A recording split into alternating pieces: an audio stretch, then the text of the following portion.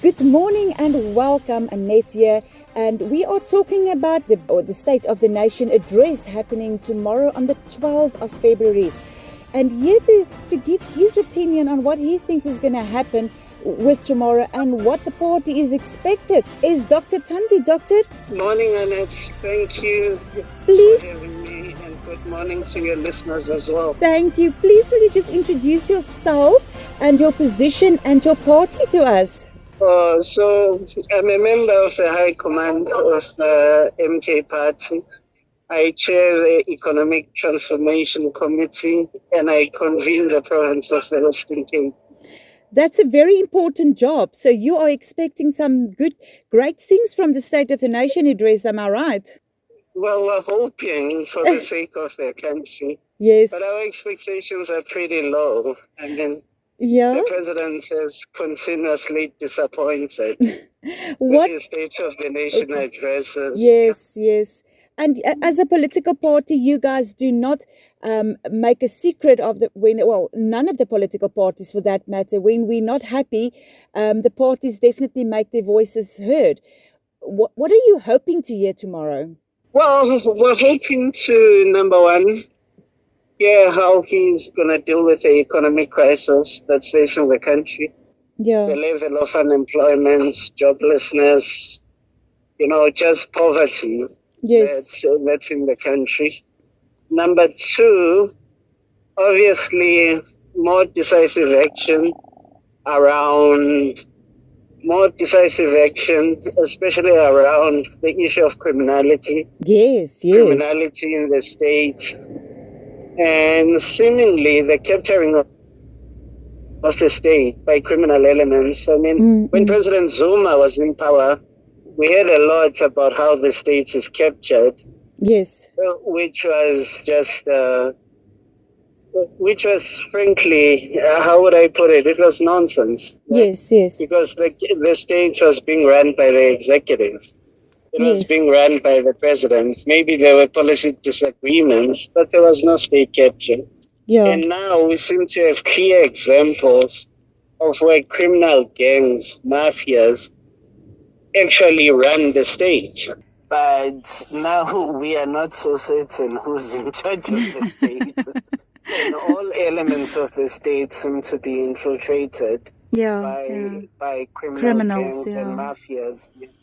Sure. So it's very concerning. It if is. the president is in charge of the state, if he's not associated with these criminal gangs, I think he should come out very clearly in the State of the Nation on what he's going to do. Yeah. Primarily with his police minister and what he will do on the revelations in the Madlanga Commission with some of the people who are implicated. Yes. And tell me, Doctor, what is for you from your side as a party? What is something that would be non-negotiable for you that you will stand up for in the debate afterwards? The one thing that you absolutely do expect and really expect from the president?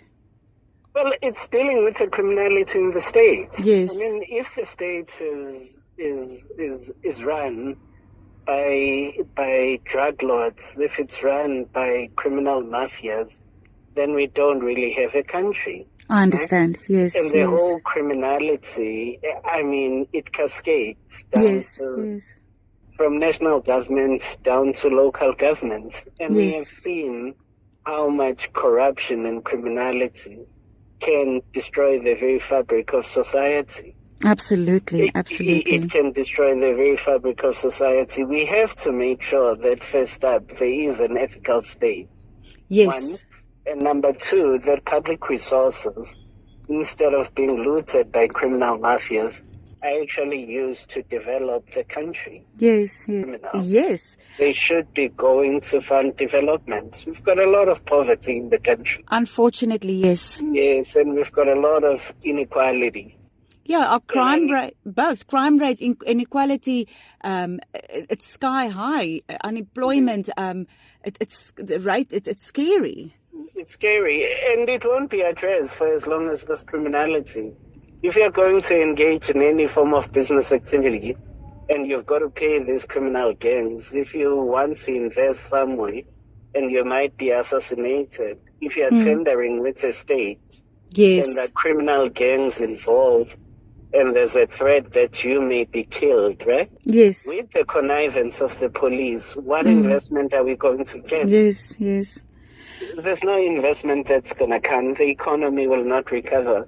We have to establish the basics, which we thought we had under President Mandela, which we thought we had under President Beki, which we had under President Zuma.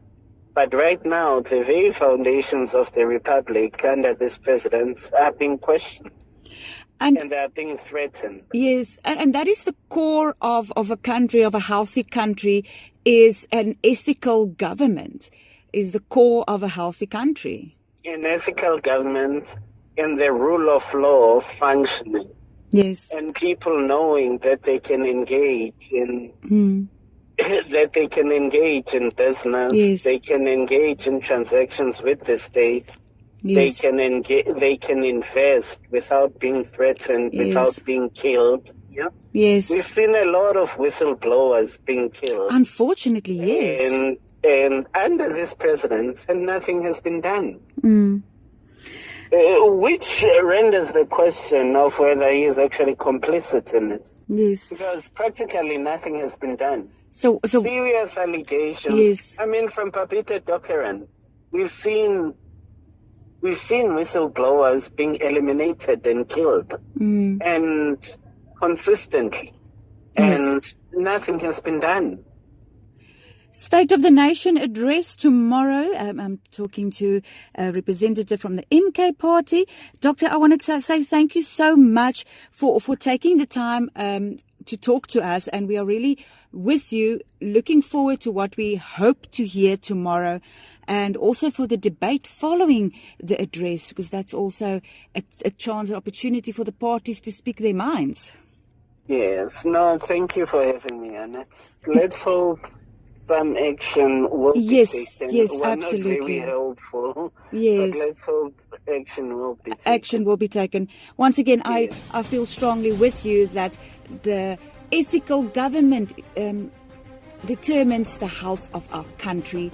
So that is the core of what we need to hear tomorrow during the State of the Nation address. Thank you. Thank you, Doctor. Have a pleasant day. You too. Thanks. Bye. Ja, dankie Anet. Ek dink die belangrikste ding vir die DA is dat die ekonomie moet groei en dat daar meer werksgeleenthede geskep moet word. Want Suid-Afrikaners kan nie beter af wees as hulle nie ekonomies vorentoe kan gaan nie. Ja. So ons wil graag sien dat beleide en druk geskep word van die president af en prioriteite vorentoe kom wat werk skep en die ekonomie groei. So wat veral vir ons belangrik is dat swart ekonomiese bemagtiging moet eindig in sy huidige formaat, en dat ons moet kyk na bemagtigingswette wat almal baat, wat die hele land raak, ongeag van ras. Want Suid-Afrikaners as 'n geheel kort beter ekonomiese geleenthede, nie 'n elite groepie entrepreneurs wat politiese koneksies het nie.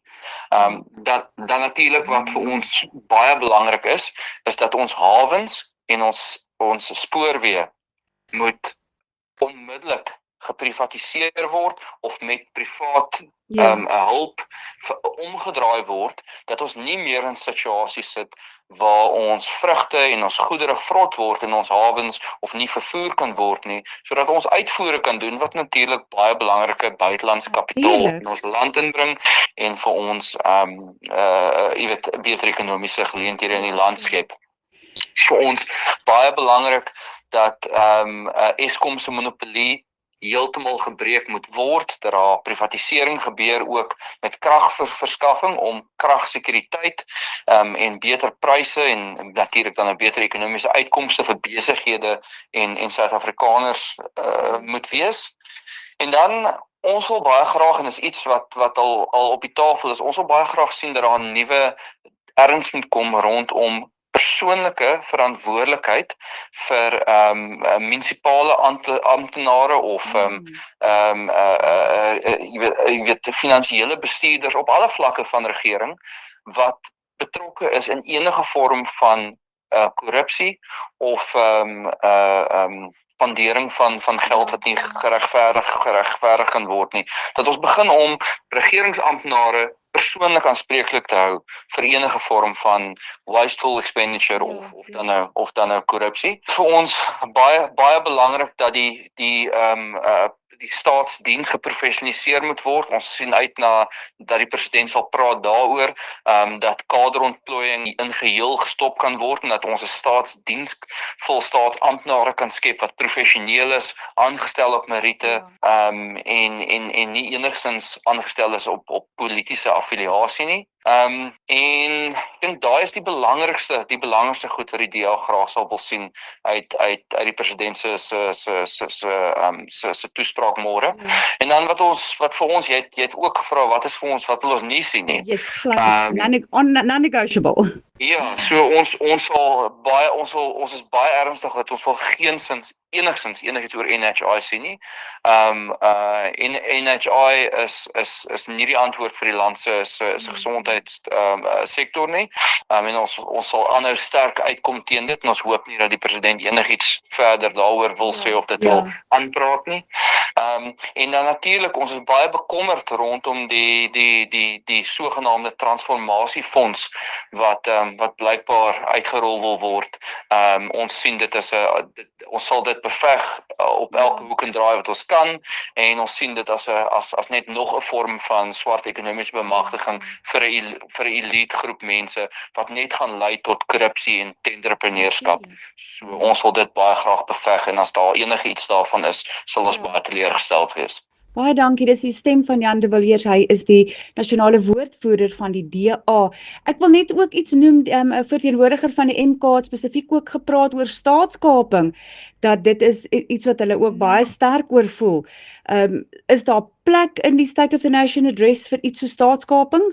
Ja, kyk, ek dink staatskaping en kaderontplooiing het eintlik maar so half en dan natuurlik swart ekonomiese bemagtiging en al daai goeders is natuurlik, ek wil amper sê een onderwerp en werk op dieselfde netwerk van korrupsie waar amptenare in die staat wat polities geaffilieer is tenders uitgee aan tenderpreneurs wat ook polities geaffilieer is en so vind staatskaping eintlik maar plaas.